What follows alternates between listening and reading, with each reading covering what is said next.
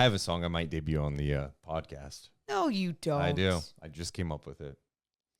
Wow. But please don't try to like. Why don't you just do it right now? Fine. Yeah, because if you just came up with it, I just like, let's test run it, and then I'll ask Test for it run again. it? Yeah. I mean, you can participate in the beginning, but Oh, don't like shit. try to Okay. like finish my words like you do sometimes. Oh, that's fun, but okay. Oh, we're halfway there. Oh, I'm pulling out my hair. That's all you have. I thought it was kind of funny. Yeah, I thought it was a but funny then bit to feel the anger. You it know what I mean? is. We're halfway there. Oh, pulling because halfway through the season, I'm frustrated pulling out my hair. The Kings lose 126 to 121. Where did this go wrong? Why did it happen this way? Again, we talk about approach. Defensively, what a mess. Bad. After, again, you talk about the Suns game where I thought the Kings played some really strong defense. Yep. And they had to deal with Devin Booker, Bradley Beal, and KD. Grayson Allen hurt him. But that was part of like the thing that they were doing early in that game was, hey, we're not going to let the big three crush us. We'll try to make someone else do it. They had their problems late in the game, but you saw the signs. Tonight, I saw a Pacers team that was just coming out playing physical and with an absolute edge. But before we get to those guys, TJ McConnell set the tone tonight. And I don't know if like they don't take TJ McConnell serious because he's this little guy that looks, I saw him come on the court today. I was like, he looks like an assistant coach before the game. That. I'm like, look at Morgan. He looks like an assistant coach out there. Yeah, you were talking shit like early on. He was like hearing it from across the way. Yeah, I'm sure he was. My whole point to it is looks can be deceiving, and this guy can play basketball. He provides so much energy for that team. But tonight, TJ McConnell dominated the Kings. The Kings in that first quarter allowed so many points in the paint, and in large part, it was TJ McConnell and the Kings' inability to defend TJ McConnell. Pick and roll, it was easy. He'd get a little bit of a switch, turn the corner, no help whatsoever, bucket. It was insane. Like, what? TJ McConnell, 20 points without any 3-point attempts. Any. And you had a stat of the night nominee with just what TJ McConnell has been doing from beyond the arc. He's made 1 3-pointer this year. TJ McConnell's 1 for 16. At times tonight, the way they were defending him was just weird. It was. One, you can go under screens on TJ McConnell. He's not looking to shoot it. But what TJ can do is he has a little bit of an ability to break you down and get to the rim. But why are you up on him? Like you are up in him like it's Steph Curry out there. You can't defend him like that. And then in pick and roll situations, you're giving him the ability to just turn the corner baseline and go up and under, no help whatsoever. And this was multiple guys not helping. We did a breakdown on TV with it. Once it was Kevin Huerter, not helping.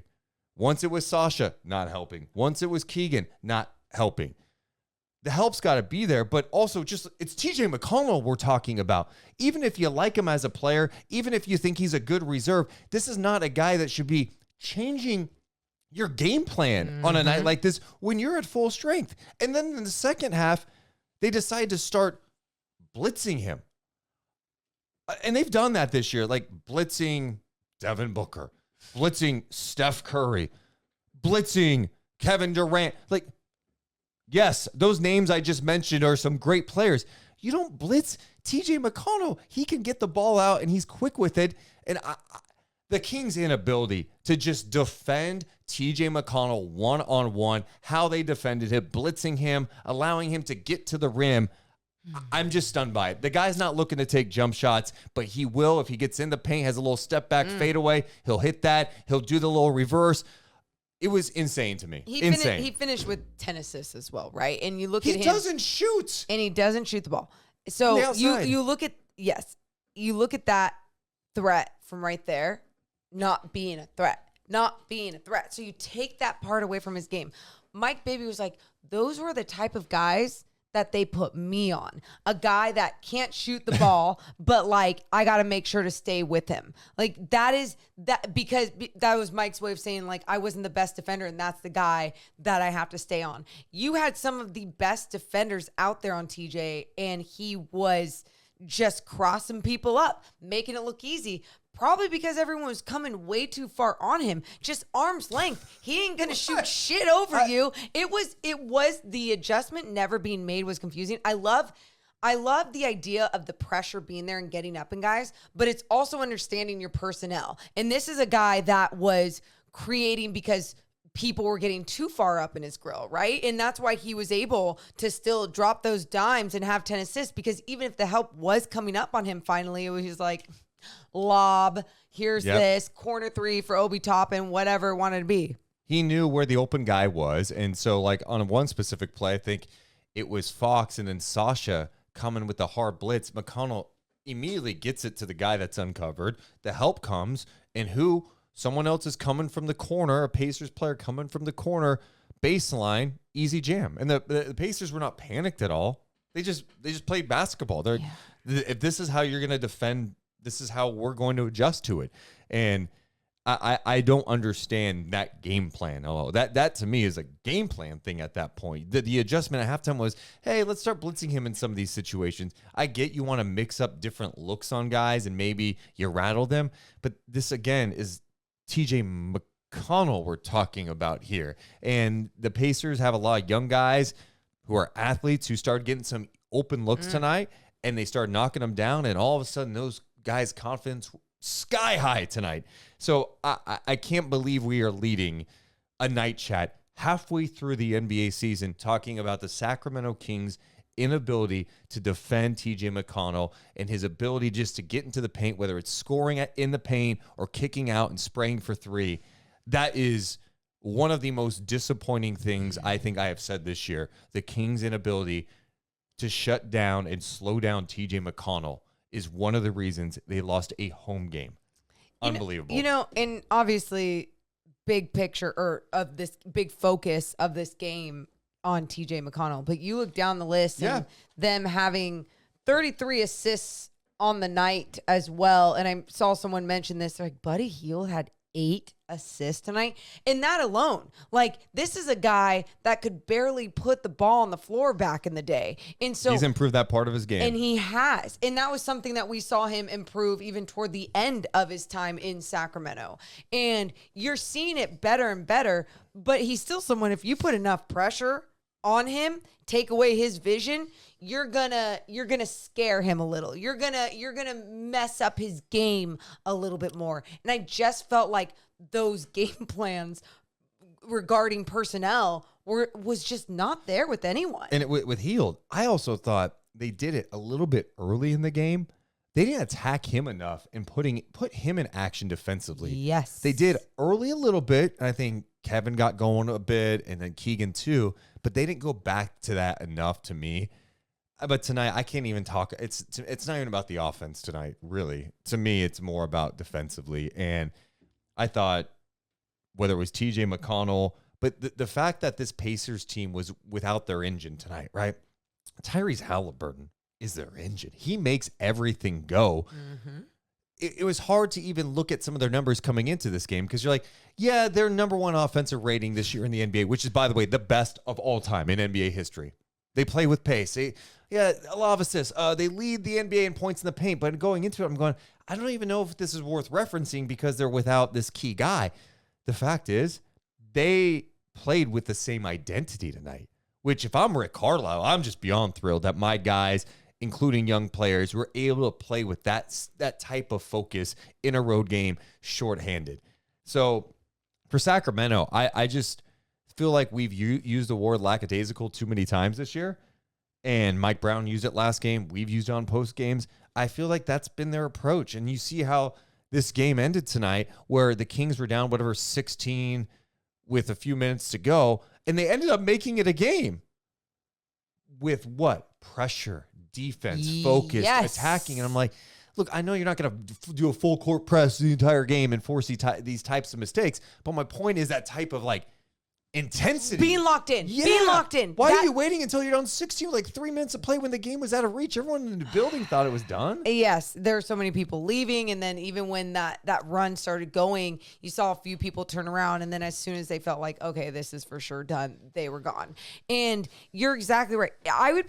I would be even more irritated if we were talking every single game and it's like, the Kings do this every single game. They put the pressure on only at the end when they're already down, blah, blah, blah. That's not the case. Great. It's this game, though, you played like shit for more quarters than not.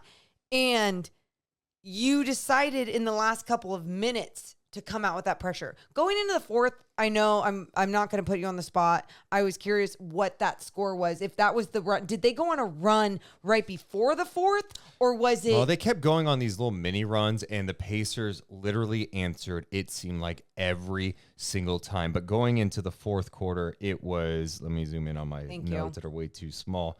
It was 98-89. Okay. But what was crazy, the Kings cut it to 2 at 79-77. That's it. At the 6:32 mark. Just a couple of minutes later, it was a 10-point game. That's it. And that's it. So even that run that they went on going into the fourth, I go, okay, you have a lot of work to do in this fourth quarter. What are you going to do? The pressure that they put on those last couple of minutes, why couldn't we have seen that type of engagement from the start of the fourth? It's easier said than done. I'm not going to sit here and act like you just got to have that energy all throughout the game. It's easy. No, it's hard. I have no idea what you just... What'd you say? I'm just curious what you said. Just rewind the tape and you'll see. Okay? Because I don't even remember what I said. It's kind of funny. You're talking about the same type of energy. You're like, oh man, it was just a funny thing. I wasn't meaning to spend much time on it. You could have just repeated it. Well, you know what's funny? I honestly forgot what I said. Oh, is it the concussion coming back? Shut up. Concussion-like symptoms for Morgan. That's why I was like, rewind the tape, because I forgot. No, but seriously, like, I just think about the way that they came out in the fourth in how they didn't play with that same energy that they had in those last couple minutes of the fourth. That was how they needed to play like they were down 10 or whatever they were, and that's what they were at the start of the fourth. And then it felt like in the second half when they did start to get more stops, and they did get more stops in the second half for sure, it just turnover started killing them. I mean, they had a ton that felt like they were impactful. They end up the game with, God, it just felt like so much more. Like, I'm like, is this right? Is this box score even right? 11 turnovers, but it just felt like they felt like so bad when they happened. They were just so not timely. Yeah. Not that any turnover is good. I don't know what I'm trying to say. My point is, it felt like they had like 20 turnovers. And they were the worst turnovers. That's what you're trying to say. They were the worst. Let's also just talk about this. And I know it's something we've mentioned many times, but come on. The free throw shooting. Oh, they're last in the NBA in free throw shooting. And most of it this year has been Fox and Sabonis. Those guys get to the line more than anybody on the team. And Fox's free throw shooting is down, I think coming in tonight, it was around 72-ish%. Well, last year was 78%, which was, I believe, a career high for him. Sabonis was like 73, 74% last year. Well, he's in the 60s now. Tonight, Sacramento shot 32 free throws. 32. They made 18. 5 of 8 for Sabonis. 5 of 9 for De'Aaron Fox. The one that's shocking is the guy who missed some key ones in Milwaukee, who's one of their best free throw shooters, Malik Monk. 1 of 6 at the free throw line tonight. That's weird. 1 of 6. That is weird. So Sacramento missed 14 free throws tonight. You look at the game. You lost by 5 points. You missed 14 free throws. We're not even talking about perfection. And it's when they're missing their free throw. Like, you talk about the turnovers being bad and not timely. Like, I even feel that way with the missed free throws. It always, and especially lately with someone as clutch when it comes to their free throws as Malik Monk. Yeah. And he's starting to miss some big ones. I'm not worried about it, but I'm also like, but it's been consistently like that the last couple of games. Like, is something going on here? Yeah, I'm less worried about someone like Malik Monk, right? You have a couple of games where you miss free throws, but you're talking De'Aaron. It's Fox and Sabonis. It's like I don't think there's anything more infuriating for fans than seeing missed free throws, right? Because seems pretty simple. You're at a free throw line. No one's defending you. You will hit step back threes in someone's face, but you step to the line and you miss them. There has to be something you have to tweak mentally if that is happening. even if you're not going to be a 90% guy, an 80% guy, you cannot be 56% from the free throw line in this game. And that's backbreaking because it's deflating. It deflates the crowd. You heard it tonight. You heard some boos tonight on the missed free throws. Know. The crowd's feeling it right now at Golden One Center. And I get it. It's like you said, there's nothing worse than a missed free throw to an NBA fan. And I feel like this is probably one of the most encouraging fan bases that you will find around the NBA. You know, everyone always talks about the East Coast fan bases, Philly, Boston, like wherever. And it's just like shitty people that are just cheering bad things. And here it's like, hey, you do the little things and you're even losing, people will get up and get wild. But when you start screwing up the little things in a closer game, it cost you the game. It did. Ultimately, it did, because it's not just missing the free throws, Deuce, and those points not going to the board. You think about how deflating that is for a team. And when you're trying to get a stop and go, and you're getting the stop, but you're not converting a two. You're not even converting any points at some of these free throws. And you're letting them off the hook. Yep. Yeah, that was you know, we talked about it a little bit in the post game. It was like post game was just jam packed with a whole bunch of shit. So we finally got to free throws at the end. And Mike, when you asked him about like what do you think's going on with Mike Bibby, yeah. Mike, Mr. Bibby, you asked him about approach for players. Like, what do you think's going on? He's like, when I coached my high school guys, it was all about not allowing them to even talk when we're shooting free throws, because I want them purely focused on what's at hand, because free throws have so much to do with focus. And I agree with that. It's like golf. It's, you know, you want to make sure your body's straight, all these things. Sometimes it becomes the most difficult shot. Yeah. That's why you see some guys in their free throw routine, it's really fast, because they just like, it keeps them in rhythm. He's too fast. Well, start taking the time like Giannis, man. I don't care how long it just, you have to tweak something. You got to do what works for you, but yes. And I understand, you know, people go, well, they got to practice this stuff. Look, they're practicing. They are practicing it. And I think they're making them at times. We've seen them miss too. We've been at practices where, God, you know, when Mike Brown's having guys miss, you know, make 2 in a row or they run. We saw during training camp, there was a lot of running. And this was a problem last year, too. Like, it just wasn't as bad. It wasn't as glaring as it is this year. Yeah. Because the Kings were scoring a ton of points. They're winning games. They're playing fast.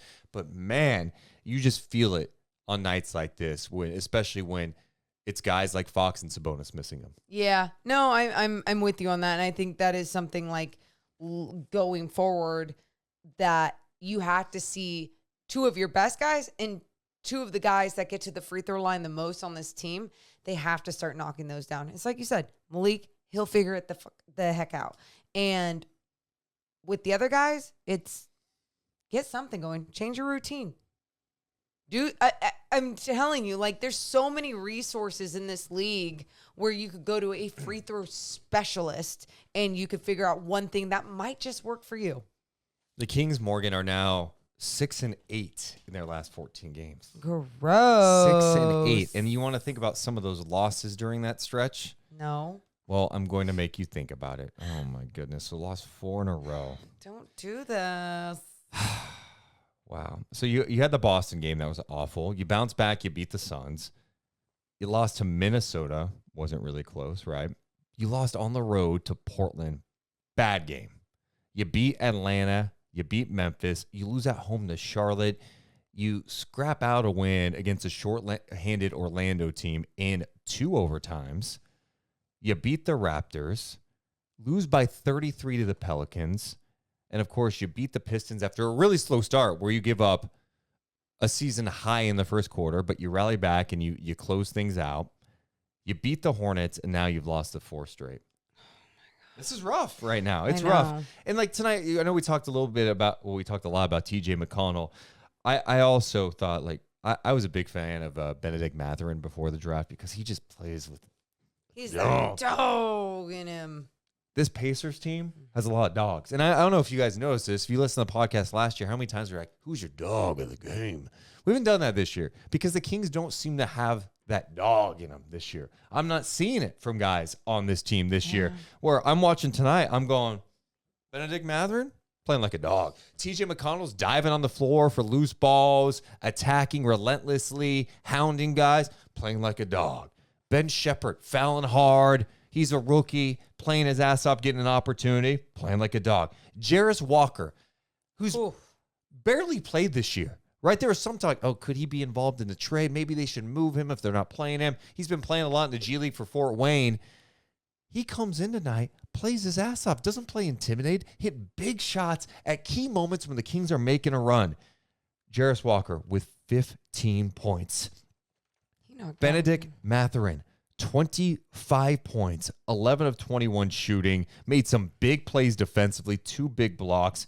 Then you had Jalen Smith, 17 points, 13 rebounds, 6 of 7 shooting in this game. You know, Deuce and I have talked a lot about this season with our night chats. We felt like there were a few losses there early on. Where we were talking about the other team and giving them the love that they just, I mean, they absolutely deserved it. When I look at this Pacers team tonight, I go, sure, they did. I mean, TJ McConnell carried them, their energy and everything. Guys were knocking down some shots. Like, it was good. But, like, this is one of those games where I go, the Kings lost it. You know, the Kings playing the way that they played throughout even take away the free throws. The way that the Kings did not execute defensively, they lost it. And this is what I think infuriates me about them this year. The approach that they had after the Milwaukee loss in Phoenix, they came out engaged, flying everywhere, making shots, sure, but I'm just talking about how they played. The Phoenix Suns would go on a little bit of run. The Kings would smack them back down. It's back down to 20, and then they collapsed. Tonight, and this is what's missing on this team. It's coming out the right way. I don't care who's in front of me. I don't care if it's TJ McConnell, Devin Booker, name a great player. It doesn't matter. I don't care about the opponent tonight. And that's got to be the mindset going forward for this. I don't care. We play the Hawks. Cool. I'm going to know the scout. I'm going to understand who I'm going up against, but my mentality is not going to change. Great example. Of course, we always use examples involving ourselves.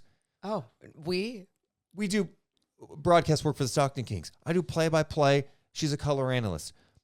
I'm more than aware that very few people are watching our NBA G League games. I'm very aware. There's not, I don't even know what the number would be, but it's very small. It's not like 1 million people are watching NBA G League basketball. Nope. There's not 100,000. There's not 10,000. It's not a lot of people. My approach doesn't change. I am calling a Stockton Kings game against whoever the opponent is, whether they're 1-20 or 20-1, with one person watching, 2 people in the stands. I am calling that game just like I would call a Sacramento Kings game if I got that chance. It's not going to change. And your prep for the game does not change if it's on a Monday night where you don't even know if the game's going to be on anything platform, or if it's on a Friday night where it's going to be on K-Max and it's going to be on TV. It doesn't matter. Nope. I am coming out because you know what I want to do? I want to win. And even if I don't have the best of night, I'm going to come out prepared, and I'm going to bust my ass out there. The Kings come out too often. I'm not saying everybody, but you see it enough. Lackadaisical. I don't know what's going on with De'Aaron Fox right now. Yep. De'Aaron Fox, the guy who was guarding tonight was TJ McConnell. Now there were switches, whatever. Their game plan was not good against him. He doesn't look right to me. He was grabbing his shoulder at one point. We seen him grabbing his hip. I think he might be banged up. My thing I've always said about these situations, I admire that athletes want to play through things. I admire that they want to keep pushing along. But if you're nicked up, this is a long season. Take a game. Take a game or 2. I'm glad the Kings have some time off, but if you're not right, get right. Easier said than done. We need you to come out and play with a focus. It doesn't matter who you're going up against. I get it. And it's easier said than done because you want to talk about even playing like nicked up. going back to talking about ourselves really quick, yesterday, it was the day after I got a concussion, right? I couldn't even do the game on NBC Sports California the night before against the Suns. But last night I did the G League game and I was calling the game. But here's the thing. I remember coming out in the first quarter and I turned to you first time out and I go, is my energy there? Yeah. Is my energy there? And you're like, you're fine. Like just some asshole thing. Yeah. You're fine. And really it was my way of being like, my approach to it was like, if I'm not good, then why am I here? So I made sure to make an adjustment to just try and bring my energy to a different level. My point is like, you have teammates around you to make these adjustments. And if you are not good enough to go in because you are nicked up, there are guys that can bring a different level of energy that are full on healthy, you know? Exactly. And because I just watching him, I'm like, he's just not moving the same right now. And I get it. He's still getting his numbers and he's still knocking down shots, but I think we all can see it. And he did this last year. Like he did this last year where he got nicked up and he tried to fight through it and he got through it. And so, hey, maybe he'll get through this and it's fine. And by the way, people would also be giving him shit like, why can't he get through this injury? And it's like, you got to do what's best for you, your body, your mindset. Because I know for competitors, they want to keep fighting through it. But you got to make sure you're doing what's right for you and your team too. It's approach to me. You got to come out with the right mindset. Tonight needed to be, it didn't matter if it was the Suns again, the Celtics, the Pacers, or the Pistons. I don't even care about the schedule. It needed. We're at home, and we just got embarrassed the last game where we lost a big lead late. We got to come out with an edge and be ready to go. I'm not trying to discredit the Indiana Pacers, but the Indiana Pacers approach was, we're playing fast, we're playing physical, we're in attack mode. I didn't sense that from the Kings enough tonight. It felt like they were on their heels. They'd make a run, get back in the game, and then there'd be a mistake, missed free throw, turnover, and then boom, they would get blitzed by Jarris Walker knocking down a three, Benedict Mathurin making a hell of a block or something. Also, we will talk about some of the good of tonight. There's definitely some good bright spots. Career highs, triple doubles. Kevin Huerter, Keegan Murray, I thought had some great moments tonight. But absolutely. It's disappointing. It's disappointing. And this Pacers team is playing some good basketball. They have a better record than the Kings now. But this is not one you just go, hey, you know what happens in the NBA? No, we have filled the bucket of these games happen in the NBA season. Now, maybe it's also on us to start adjusting expectations. And we go, you know what? As this team is currently constructed, this is more of a 500 team. Because this is how they're playing right now. And we're not seeing the consistency this year. We really haven't seen like a huge stretch of games where like, this is Kings basketball. The best parts, I think, recently have been the previous two games in Milwaukee and then in Phoenix, but they lost both of those games. Yeah, but no, the end result was bad, but the basketball that was being played for most of those games was like dead on how you want to see this Kings team play and competitive basketball. I remember after that Bucks game too, I was with Matt Barnes and I was like, hey, I know it was a loss, but I'll take a competitive loss. Yep. Wow, we haven't seen one of those in a while. And then the Suns game happens and it's like, oh, wait. Then more mistakes being happening at the end of a game.